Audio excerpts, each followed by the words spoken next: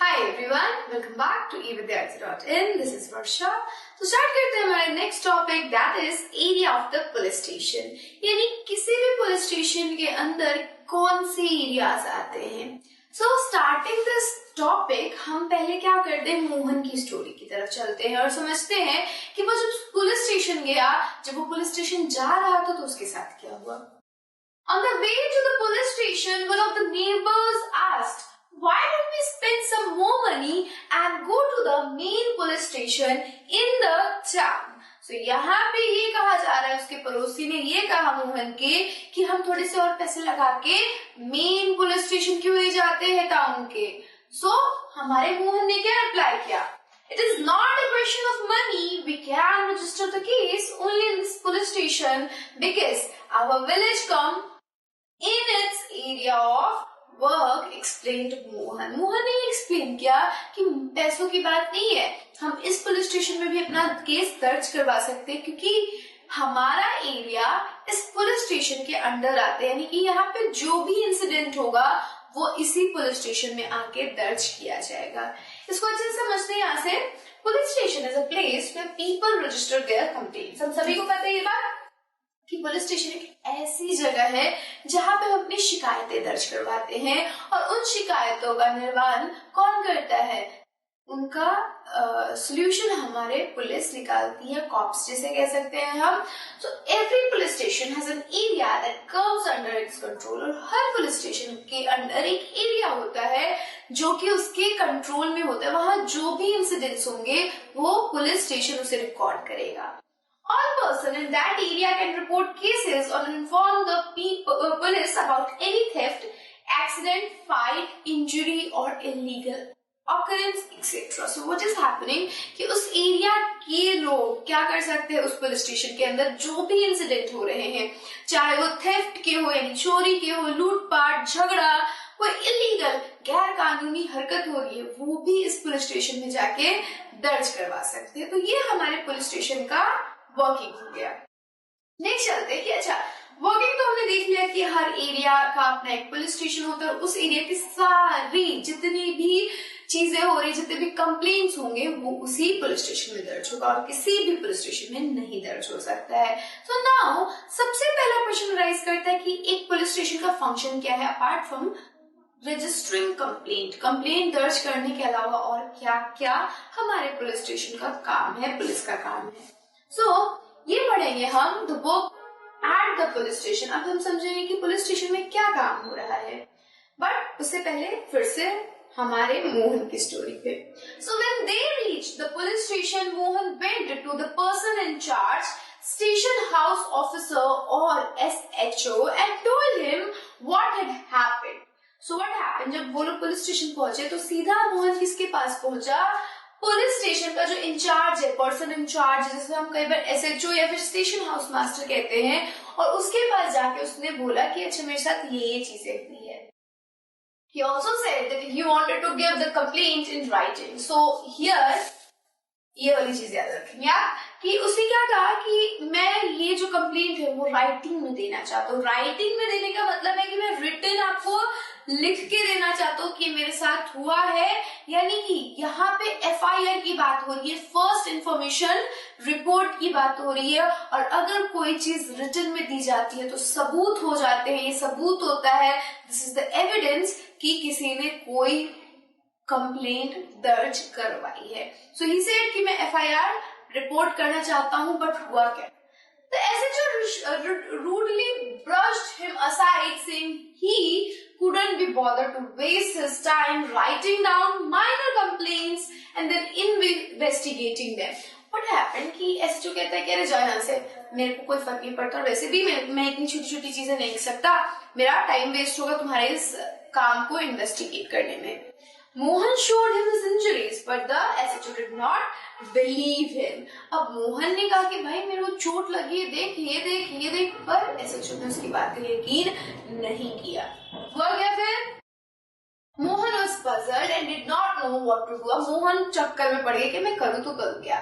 He was not sure why his complaint was not being recorded. He went and called his neighbor into the office.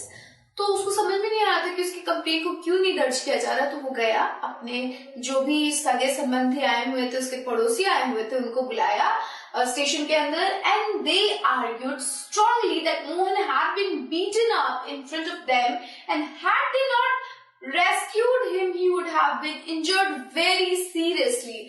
हुआ क्या कि ये जब पड़ोसी अंदर आए ऑफिस के, तो उन्होंने कहा कि अरे भाई, अगर हम इसे नहीं बचाते तो ये बहुत बुरी तरीके से इंजर्ड हो जाता है, इसको बहुत चोट लगती है। So they insisted that the case be registered, और उन्होंने कहा कि भाई केस दर्ज करो ही करो। Finally, the officer agreed. He asked Mohan to write down his complaint and also told the people that he would send a constable the next day to investigate the incidents. What happened? कि जब उसने लिख लिया, तो अब लिखने का मतलब ये है कि आपकी FIR लॉन्च हो चुकी है, दर्ज हो चुकी है।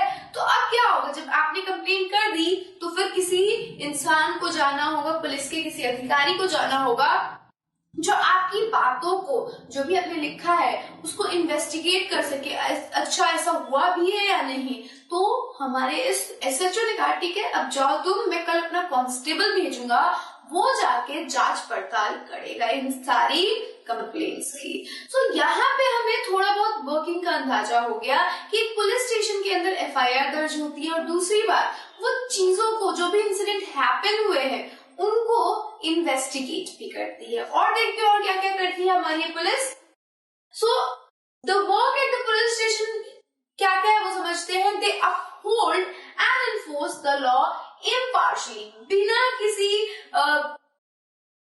पक्षपात के, आप कह सकते हो बिना किसी पक्षपात के वो लोग क्या करती है, लॉ को यानी कानून को अपहेल्ड करती है, बनाए रखती है, और उसको इन्फोर्स भी करती है। अगर कोई तोड़ने की कोशिश करता है तो उसके ऊपर पेनल्टी लगाई जाती है। आप कोई भी हो, चाहे आप बहुत बड़े अधिकारी हो या फिर एक छोटे से पुअर मिडिल क्लास, चाहे किसी भी क्लास के एक इंसान हो, अगर आप कानून तोड़ोगे तो आपको बिना किसी क्लास, जेंडर, कास्ट देखे हुए पुलिस आपको रोकेगी और आपके ऊपर पेनल्टी लगाएगी।